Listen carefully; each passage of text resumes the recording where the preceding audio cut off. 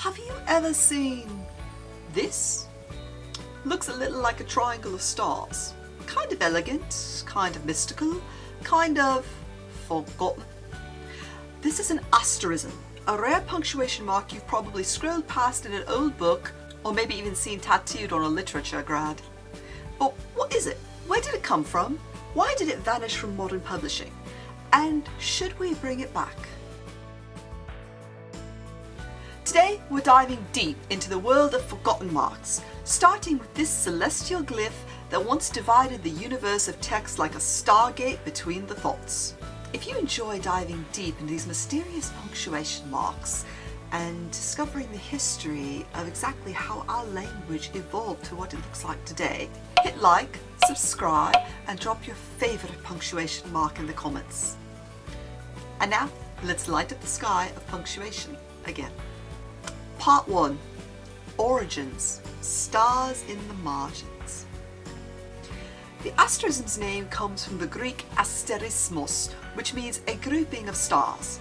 In astronomy, an asterism is a recognisable star pattern that isn't officially a constellation, like the Big Dipper, which is part of Ursa Major. In typography, this symbol echoes that idea. 3 asterisks in a triangle, pointing inward, suggesting importance, transition, or something sacred. The earliest textual uses trace back to medieval scribes who, long before page numbers or chapter breaks, used marks like this to denote visual transitions. You might see one in a 16th century English sermon, placed between one parable and the next. You might find one in a French mystical tract, separating visions.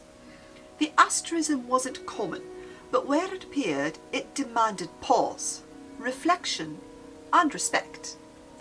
It was a textual star map, leading readers from one idea to the next, with beauty and breadth. Part 2. The rise and fall of a typographic star. With the invention of the printing press, marks like the asterism got a little more attention, especially in poetic collections, religious texts, and philosophical tomes. By the 17th and 18th centuries, printers began to use the asterism for scene breaks, what we might mark today with a simple asterisk, asterisk, asterisks, or a blank line. But the asterism was more than functional. It was visual. It looked special. You'd find it in ornate fonts, heavily typeset books, and occasionally in legal or academic materials, where the writer wanted to visually separate ideas. So, what happened? Well, the 20th century happened. Minimalism, mass production, monospace typewriters. Meh. Suddenly anything visually extra got cut. The asterism faded, replaced by 3 asterisks in a row, M dash, or the double line break. And most people forgot it even existed. But it did exist, and it held meaning, which leads us to Part 3. Style versus function. Why we stopped using it. Let's talk about form and function. The asterism is beautiful, but it's also tricky to typeset. Most default word processors don't support it. Most editors don't even recognize it. Most fonts don't even include it. And that's the core reason we let it go. Convenience, compatibility, and uniformity. 3 simple asterisks? Easy. Supported. Familiar. The asterism? Exotic. Unknown. Potentially broken in your Kindle output. But maybe we've lost something in that trade.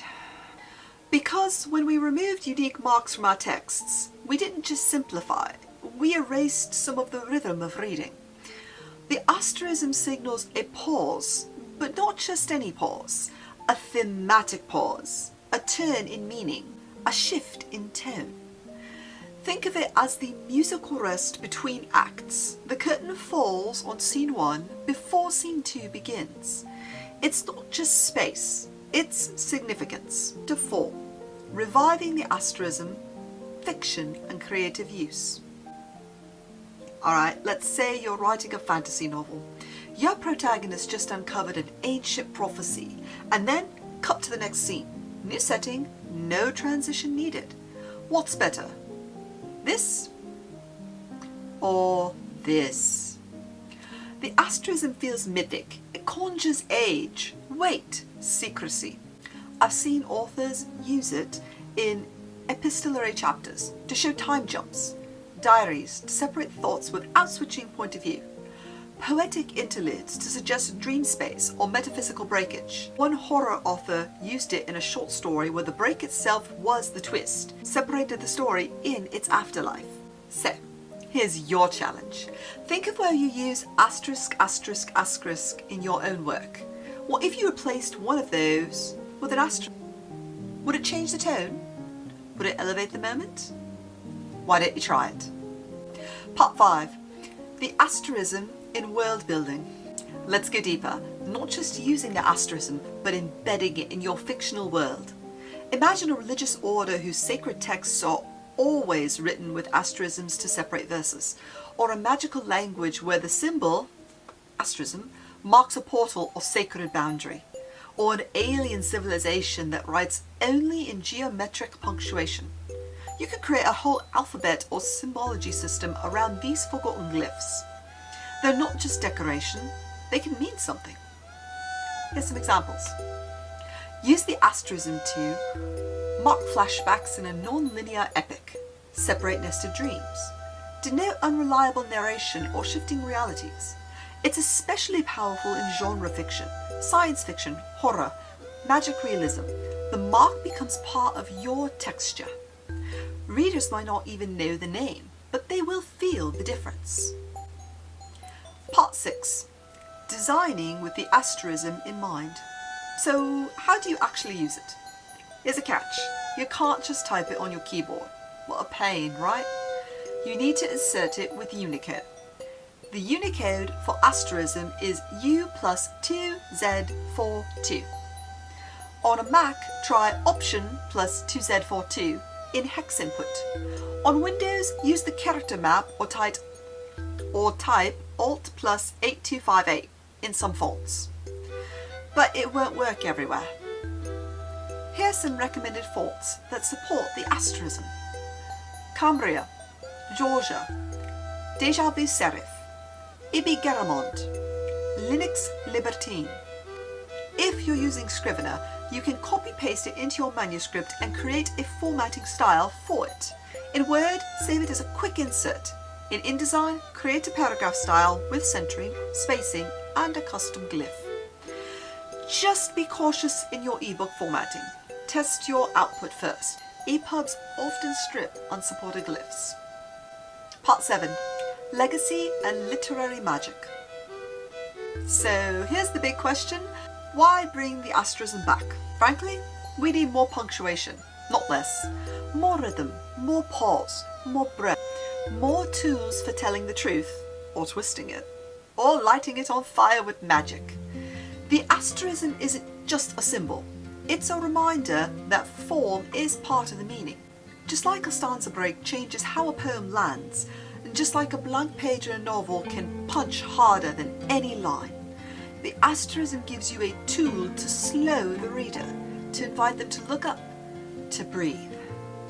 And in a world rushing ever faster, sometimes the best thing we can do is mark a moment with stars. That's all for today, friends, and now you know what that elegant triangle of stars means. Perhaps you can bring it back into your work. And now you know, it's called an asterism, a punctuation mark made up of stars. I'm Empty Lynx, and join me next Tuesday where we're picking up the carrot. And trust me, it's weirder and more magical than it looks. If you enjoyed this breakdown, hit that subscribe button like it's an ancient scroll waiting to be opened. Gently now. You don't want to rip it apart. And I'll see you in the next video. This one, right here. Click it and join me in the stars.